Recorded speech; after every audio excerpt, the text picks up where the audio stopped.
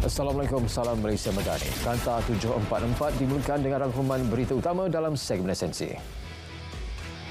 Kerajaan mengambil maklum laporan kaji selidik Merdeka Center berhubung pentadbiran setahun Perdana Menteri dan melihatnya daripada sudut pandang positif, iaitu untuk menambah baik usaha menyelesaikan masalah termasuk isu ekonomi.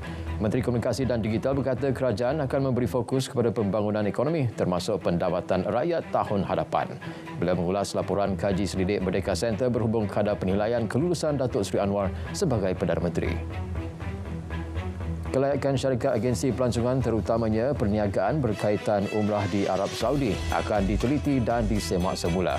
Ini susulan aduan orang ramai yang menjadi angsa penipuan masih diterima walaupun tindakan tegas seperti membatalkan lesen terhadap syarikat terbabit sudah dilaksanakan. Timbalan Menteri Pelancongan, Seni dan Budaya Khairul Firdaus Akbar Khan akan mengetuai jawatan kuasa semakan terbabit dan akan membentangkan laporan lengkap dalam tempoh sebulan.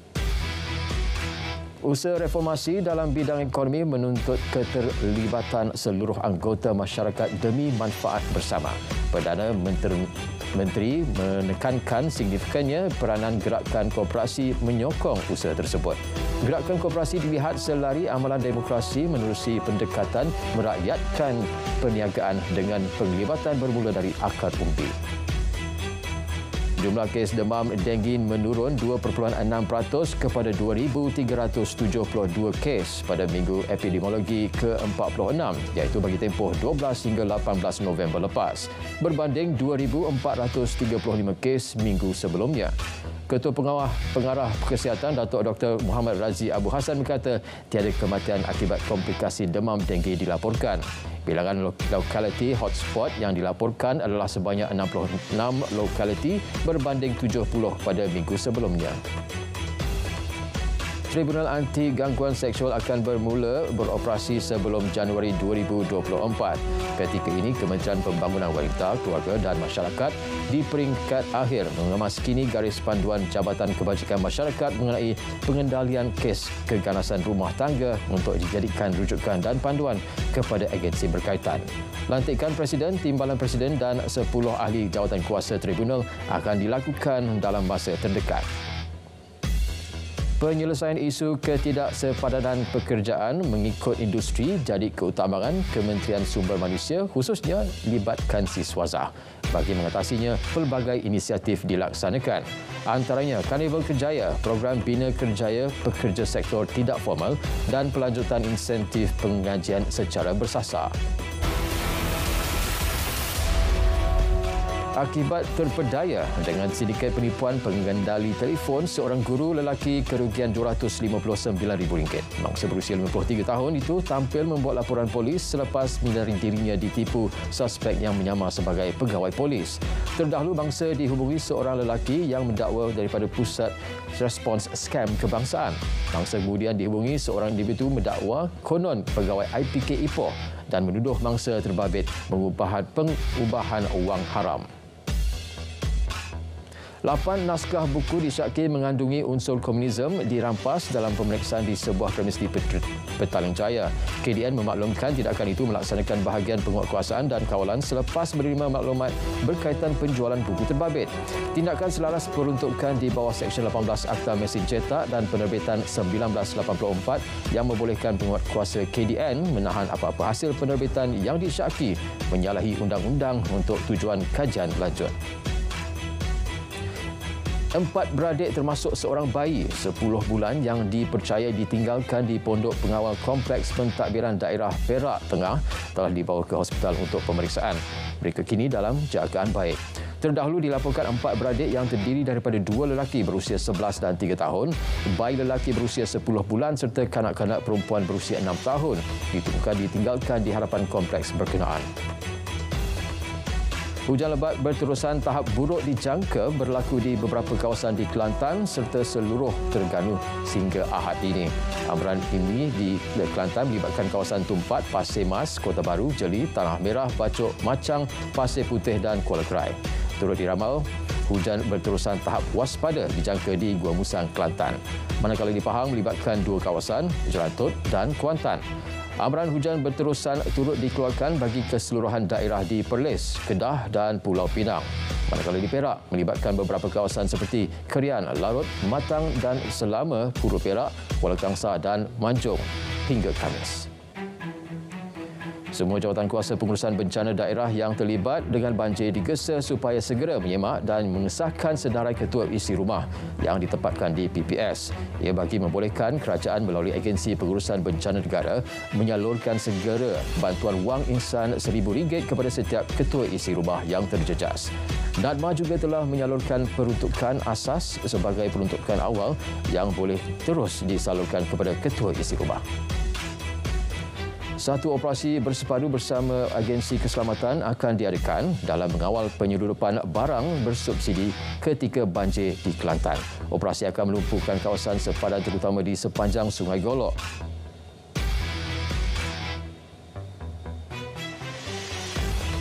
Program jualan agro madani yang dilanjurkan Fama menjadi pusat sehenti untuk penduduk mendapatkan keperluan harian dengan harga yang murah. Fama Negeri Terengganu menyatakan ia memberi penjimatan 5 hingga 30% bagi setiap barangan. Lebih 40 gerai dijual membabitkan pelbagai barangan dengan kutipan keseluruhan mencecah RM30,000. Pengundi PRK Kemaman diharap dapat membuat penilaian bijak dengan memilih calon yang boleh mencurahkan khidmat bakti sepenuh masa bagi mewakili suara mereka di Parlimen.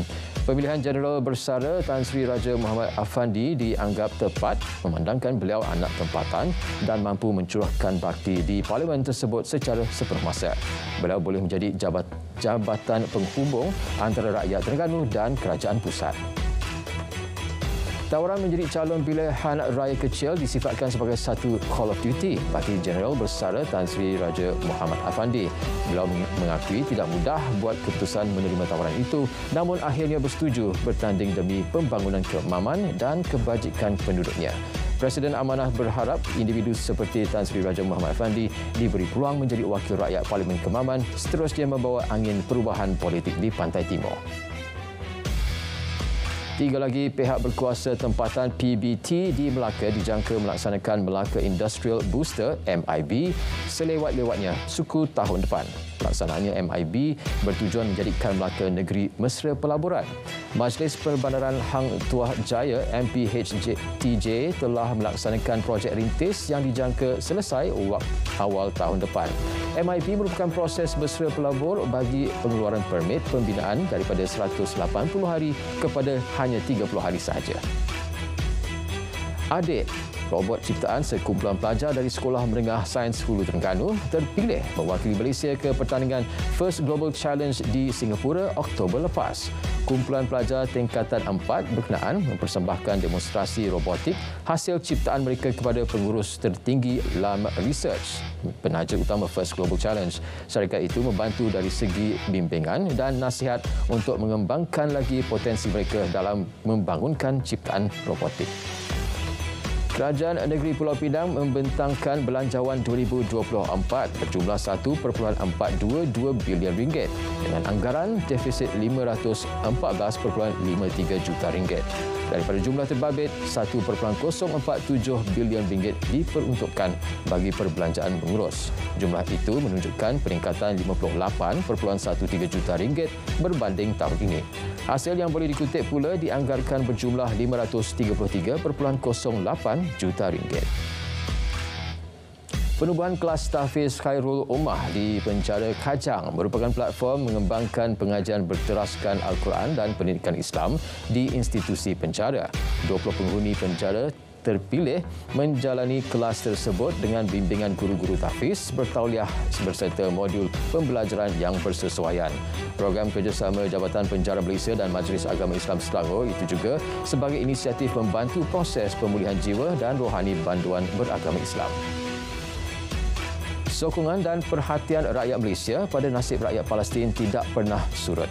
Menyedari hakikat itu, Global Peace Mission Malaysia dengan kerjasama kumpulan rentas Parti Parlimen Malaysia, Polisi Pelarian melaksanakan program solidariti bersama Palestin serta bantuan kemanusiaan kepada rakyat Palestin. Program memberikan bantuan segera kepada 300 keluarga Palestin yang tinggal di Malaysia. Pemain dan peserta pasaran perlu mengelak daripada menyumbang kepada tekanan menurun ke atas ringgit. Sebaliknya, kekal tenang serta memainkan peranan sebagai penstabil dalam mengatasi situasi semasa yang sangat dinamik.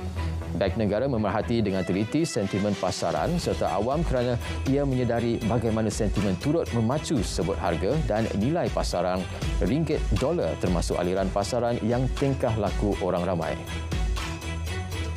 Inflasi Malaysia pada Oktober lalu menyederhana kepada 1.8%. Ia terendah sejak April 2021 dengan indeks harga pengguna mencatat 130.9 mata berbanding 128.6 mata pada bulan sama tahun lalu. Peningkatan itu dipacu kenaikan lebih rendah kumpulan makanan dan minuman bukan alkohol pada 3.6%. Ia diikuti peningkatan perlahan kumpulan hiasan, perkakasan dan penyelenggaraan isi rumah pada 1.4%. Penyelesaian terhadap isu kekurangan buruh membantu pasaran hartanah bergerak positif sejak pandemik COVID-19. Pengarah urusan kumpulan saham Derby Property Berhad, Dato' Azmir Merikan berkata, pihaknya kekal positif hadapi cabaran, terutama berkaitan harga bahan mentah global yang tinggi. Keuntungan bersih saham Derby Property Berhad melonjak lebih 2 kali kepada 144.92 juta ringgit bagi suku ketiga berakhir 30 September 2023. Untung bersih Telekom Malaysia Berhad TM bagi suku ketiga 2023 mencatat peningkatan lebih 100% kepada 538.19 juta ringgit. Ini didorong impak cukai lebih rendah dan kos kewangan bersih yang berkurangan. Prestasi mantap dua unit perniagaannya, Unify dan TM Global, memainkan peranan penting di sebalik pertumbuhan tersebut.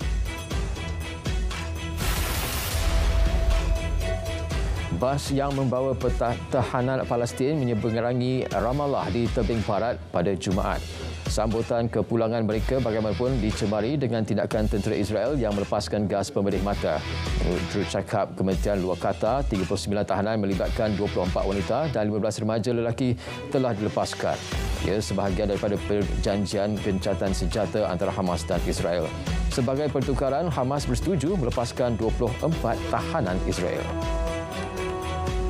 PBB mengalu-alukan kemasukan trak bantuan ke Semenanjung Gaza dari Mesir selepas Hamas dan Israel bersetuju melaksanakan gencatan senjata. Namun pertubuhan itu menegaskan masih banyak usaha perlu dilakukan bagi menangani sepenuhnya krisis kemanusiaan berlanjutan sejak 7 Oktober lalu. Kenyataan WHO pula menjelaskan usaha untuk memindah keluar pesakit daripada hospital yang terjejas teruk akibat berdilan Israel sedang dipergiatkan. Ketua pengarahnya turut mengesa perjanjian gencatan senjata yang lebih kukuh bagi menamatkan penderitaan orang awam.